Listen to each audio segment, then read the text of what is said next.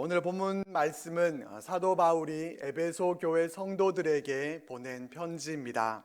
사도 바울은 여러 교회를 개척하면서 한 곳에 오랫동안 머물지를 못했습니다. 그런데 에베소에서는 특별히 3년이라는 그러한 시간을 눈물과 겸손으로 이 에베소 교회를 섬겼습니다. 에베소서는 바울이 순교하기 전 10년 전쯤 기록된 것으로 추측을 하고 있고, 그 당시에 이 바울의 나이는 이미 60대에 접어든 것으로 보고 있습니다.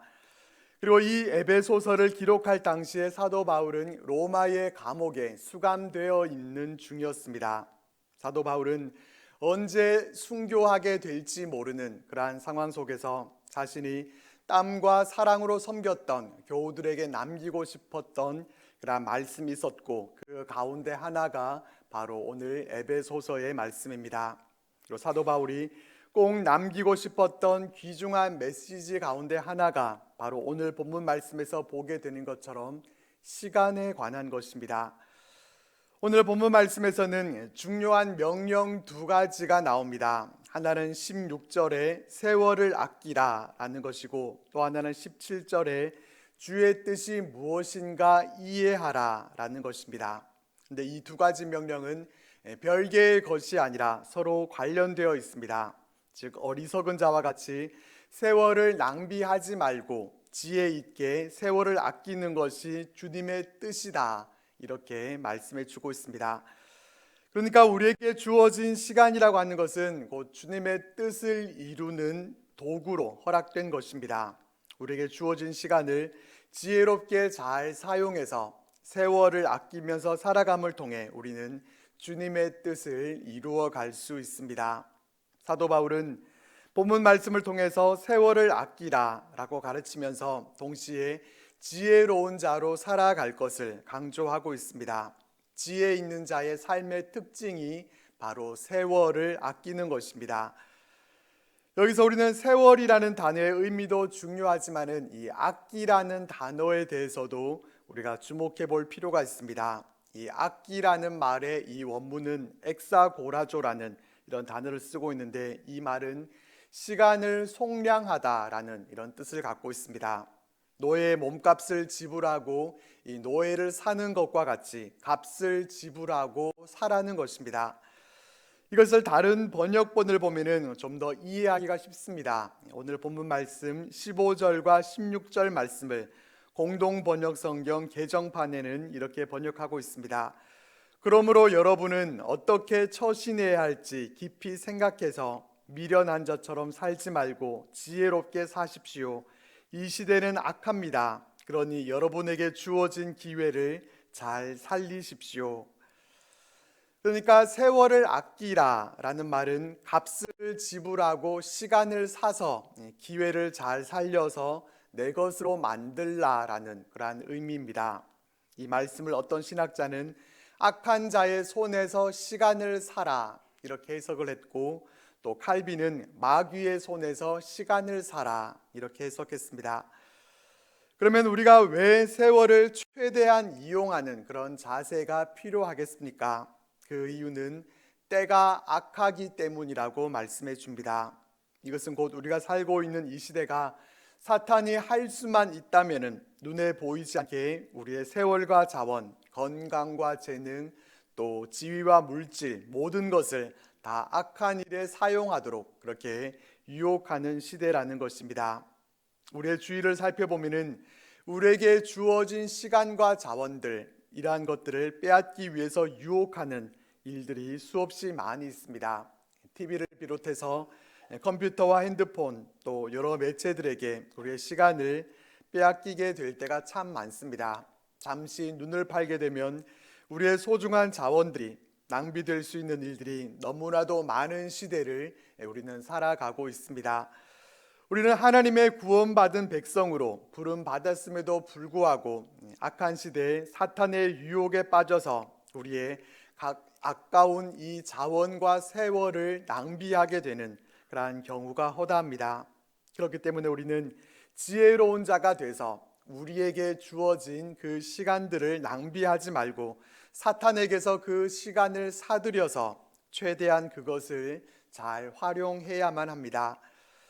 그렇다면 우리가 어떻게 해야 세월을 아낄 수 있겠습니까? 세월을 아낄 수 있는 방법 가운데서 첫 번째는 자신의 사명이 무엇인지를 분명히 하는 것입니다. 자신의 인생의 방향을 분명히 하는 것이 세월을 아낄 수 있는 방법입니다. 바울은 자신의 사명을 분명히 했습니다.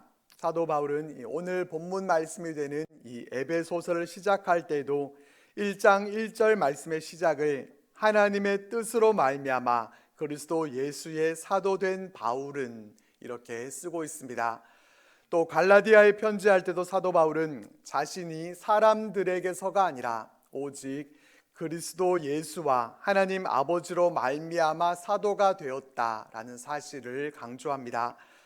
사도 바울은 자신이 이방인들을 위해서 부름받은 사도라고 하는 자신의 그 소명을 분명히 했습니다. 이 분명한 소명이 있었기 때문에 그는 이방의 사도로서 자신의 삶을 낭비하지 않고 그 삶을 그 일에 헌신할 수 있었습니다. 이런 바울의 태도에서 우리는 중요한 진리를 깨달아야 합니다. 그것은 곧 우리는 바울과 같은 그런 사도는 아니지만은 우리 역시 하나님의 사명을 받은 자들이라는 점입니다. 내가 교회에서 특별히 중요한 역할을 하지 않고 있다고 해서 사명이 없다고 생각한다면 하나님의 말씀을 크게 오해하고 있는 것입니다.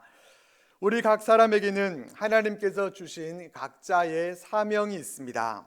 그래서 우리는 자신의 사명이 무엇인지를 깨닫고 내가 부르심을 받은 자리에서 어떻게 하나님께 영광을 돌리면서 살아갈 것인가 하는 것을 생각하면서 우리의 사명을 감당해 나가야 합니다.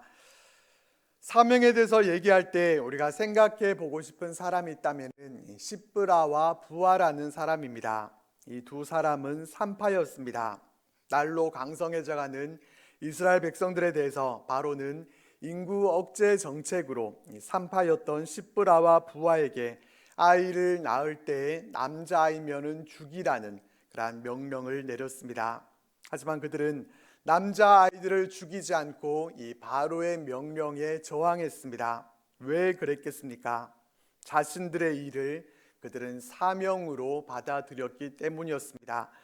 자신들의 일을 밥벌이로만 여겼다고 하면 무슨 짓인들 했을 것입니다. 아이를 죽일 때마다 돈을 주겠다고 하면 얼씨구나 좋다고 하면서 사내 아이들을 죽였을 것입니다. 하지만 그들은 자신들이 생명을 살리는 사명이 있다는 것을 알았기 때문에 그렇게 하지 않았던 것을 우리는 기억합니다. 오늘날 우리 사회는 자기 배를 불리고 또 자기 주머니를 채우기 위해서는 무슨 짓이든지 서슴지 않고 저지르는 그런 잘못되고 뒤집어진 가치 속에서 우리는 살아갑니다. 돈을 위해서 살아가고 자신에게 주어진 일들을 밥벌이로 생각하면서 살아가는 사람들이 있습니다. 이런 뒤집어진 가치와 맞서 싸울 수 있는 무기가 무엇입니까? 바로 사명입니다. 사명이 무기입니다. 미약한 두 산파였지만은 그들은 사명감으로 그 시대의 역사를 바꾸어 놓았습니다. 출애굽의 그 위대한 역사가 어떻게 시작될 수 있었습니까? 바로 이 산파들이 있었기 때문입니다. 그들이 사명 정신으로 아이들을 살리지 못했다고 하면은 모세도 태어나지 못했을 것입니다. 사명을 갖고 일해야 하나님의 역사가 시작됩니다. 우리의 인생은 사명으로 살아야 제값을 할 수 있습니다. 우리의 사명은 무엇입니까? 나는 무엇을 하나님께서 내게 주신 사명으로 여기면서 살아가고 있습니까?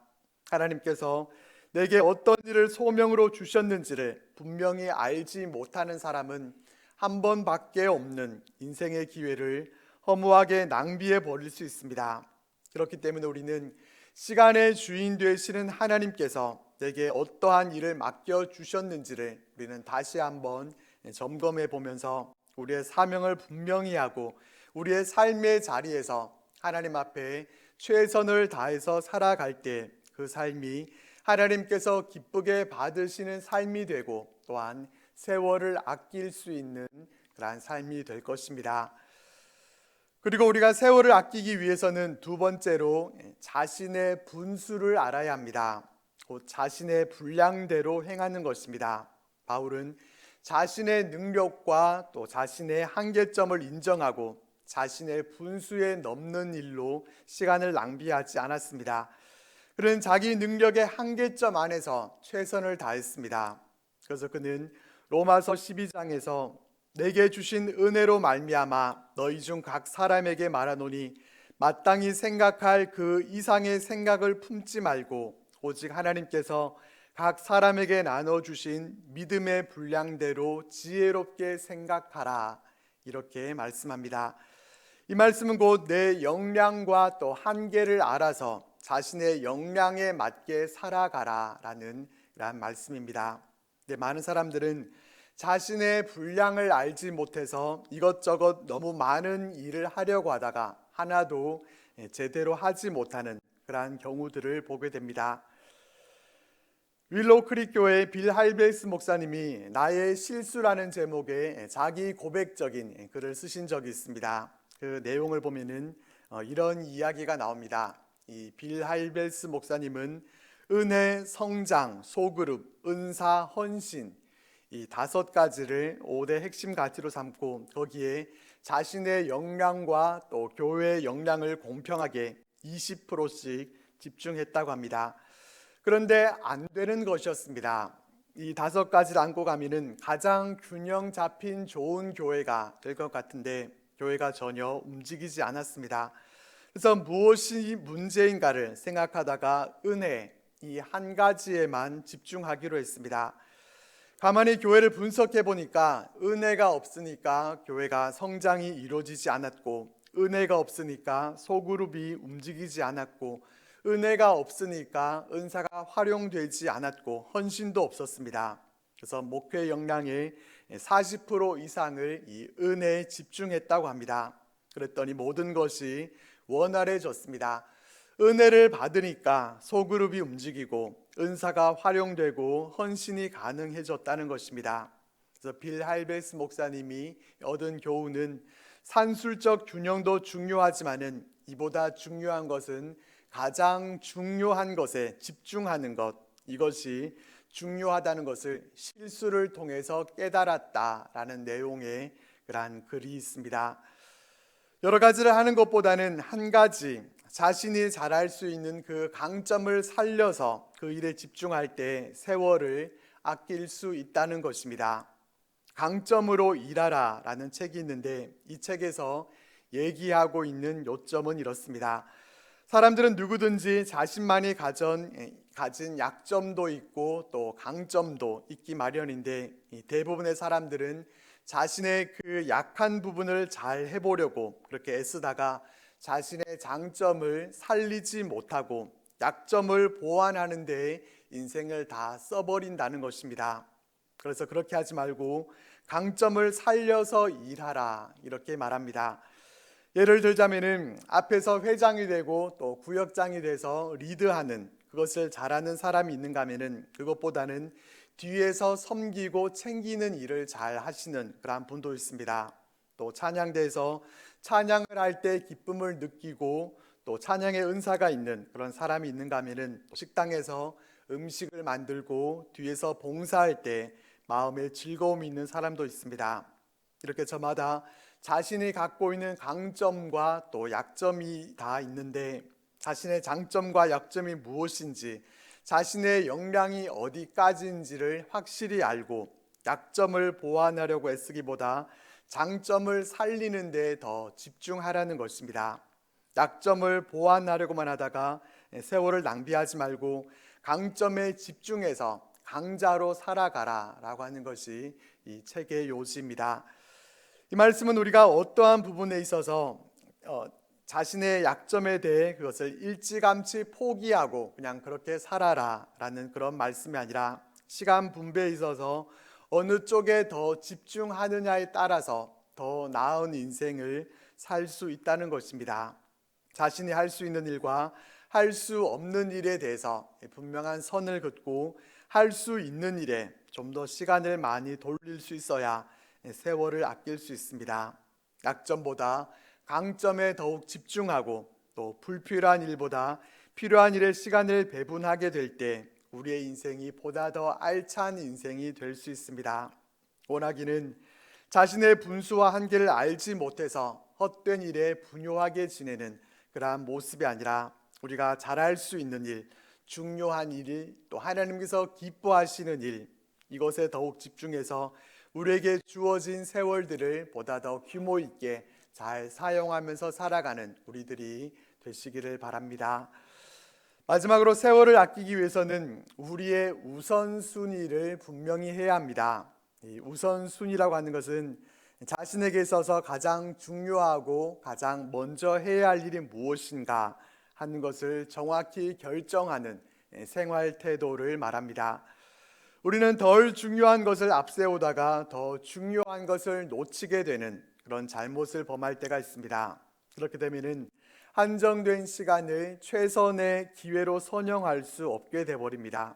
그렇기 때문에 우리는 어떤 것을 가장 가치 있게 여기면서 살아갈 것인지를 미리 올바르게 그것을 정하고 살아가야 합니다. 이런 이야기가 있습니다. 인도의 한 왕이 사랑하던 왕비를 잃게 됐습니다. 왕은 슬픔에 빠졌고 왕비를 위해서 아름답고 화려한 그런 무덤을 지어줬습니다. 그런데 무덤만으로도 뭔가 부족한 것 같다라는 그런 생각이 들었습니다. 그래서 왕비의 무덤 옆에다가 자신의 모습의 동상을 세웁니다. 그리고 1년이 지난 후에 또다시 그것만으로는 부족하다는 그런 생각이 들어서 서쪽에다가 왕가를 상징하는 그런 호랑이 동상을 세웠습니다. 그리고 그 다음 해에는 또 호화로운 별장과 또 자신의 권력을 상징하는 웅장한 성도 세웠습니다. 그리고 마침내 왕은 맞은편 동산에 올라가서 이 왕비의 무덤이 있는 쪽을 내려다봤습니다. 웅장한 성과 또 호화로운 별장, 또 멋진 동상들이 보였습니다. 몇 년에 걸친 그 공사 끝에 만든 건축물은 무척 만족스러웠습니다. 중심에 위치해 있는 이 왕비의 무덤이 눈에 거슬리기 시작했습니다. 그래서 왕은 신하들을 불러다가 명령하기를 저 무덤을 당장 치워버려라, 그렇게 얘기했다는 이야기가 있습니다. 왕의 우선순위에 있어서 왕비의 무덤이 제일 먼저였었지만은 시간이 지나면서 그 우선순위가 뒤바뀌는 모습을 보게 되는데 얼마나 낭비적인 삶입니까? 그동안 세운 동상과 건축물들, 왕비의 무덤까지도 모든 것이 다 헛된 수고이고 허송세월만 보낸 것이 됩니다. 그래서 우리는 우리의 우선순위를 잘 점검하고 어떤 것을 우위에 두고 살아갈 것인가 하는 것을 잘 생각해 봐야 합니다. 우리가 우선순위를 바르게 세우기 위해서는 우리가 두 가지를 놓고 선택을 잘 해야 합니다. 우리가 선택해야 할 두 가지 중에 하나는 중요한 일이고 또 다른 하나는 급한 일입니다. 이 둘 중에 어떤 일에 우선순위를 두어야 하겠습니까? 당연히 중요한 일이라고 그렇게 대답을 할 것입니다. 하지만 어떤가 하면 실제로 우리는 중요한 일보다 급한 일을 더 먼저 하게 됩니다. 중요한 일은 예를 들자면은 독서를 하고 자기 개발을 하고 또 소원했던 지인들과 연락을 하고 또 우리 믿음의 사람들에게 있어서는 교회에서 섬기고 또 헌신하는 일과 같은 것들이 될 것입니다. 이런 일들은 분명히 중요하기는 하지만은 급하지는 않습니다. 오늘 책을 안 읽는다고 해서 큰일 나는 것도 아니고 교회에서 봉사하고 섬기는 것도 당장 오늘만 해야 되는 그런 급한 일은 아닙니다. 반면에 급한 일에는 어떤 것이 있느냐면은 대표적으로 경조사에 참석하는 것과 같은 그러한 일들을 들 수 있습니다. 이러한 일들은 인생에 큰 영향을 끼칠 만큼 그렇게 중요하지는 않지만은 그날 안 가면 안 되는 그러한 급한 일이라고 할 수 있습니다. 중요한 일일수록 급하지 않기 마련이고 급한 일일수록 중요하지 않기 마련이다 라는 말처럼 중요한 일과 급한 일은 이런 상대적인 특성을 갖고 있기 때문에 대부분의 사람들은 우선 급한 일만 하는 그러한 모습을 보게 됩니다. 중요한 것은 일단 급하지는 않으니까 임기응변으로 급한 일을 처리하는 데만 급급해하면서 급한 일에 끌려다니는 그런 삶을 삽니다. 그런데 어떻습니까? 급한 일은 그날의 문제는 해결해 주지만은 장기적인 문제는 해결해 주지 못합니다. 급한 일을 중심으로 생활하게 되면은 시간이 지난 후에는 반드시 후회하게 됩니다. 정작 해야 할 일은 하지 못하고 급한 일에 쫓겨다니다 보니까 핵심이 빠지게 되고 그 껍데기만 붙게 되는 그런 세월을 낭비하는 인생을 살게 됩니다. 무엇이 중요한 것입니까? 내가 급하게 여기고 있는 일이 하나님 보시기에 그토록 중요한 일입니까? 내가 우선에 두고 있는 일이 정말 내 인생을 좌우하는 그러한 중요한 일이고 내 영혼의 문제와 내세의 삶까지 좌우할 수 있는 그러한 일입니까? 이것을 우리는 잘 생각해야 합니다.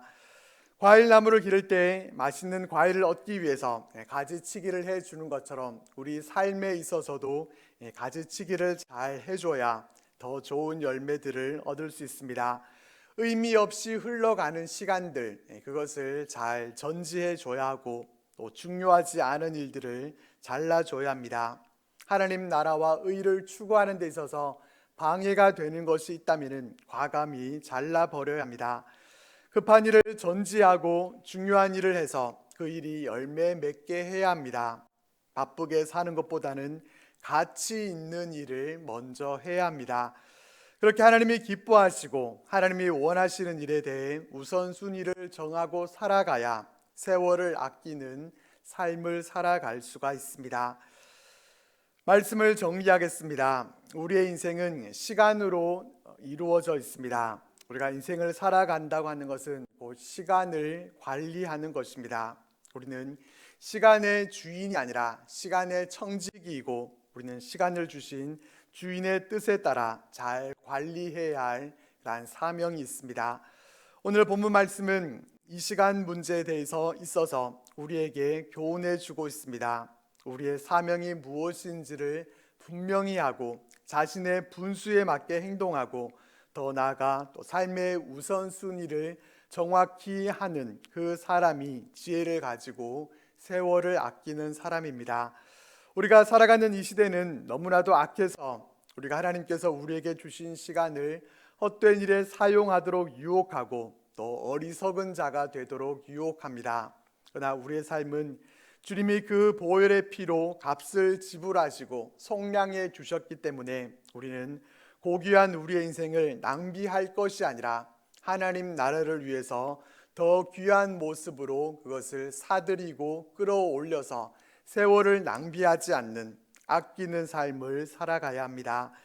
지금까지 살아온 우리의 모습을 돌아보면서 남은 시간들을 우리가 아껴서 사용하고 또 우리의 시간을 잘 활용해서 하나님께 영광 돌리며 살아가는 우리들 모두가 되시기를 주님의 이름으로 축복합니다.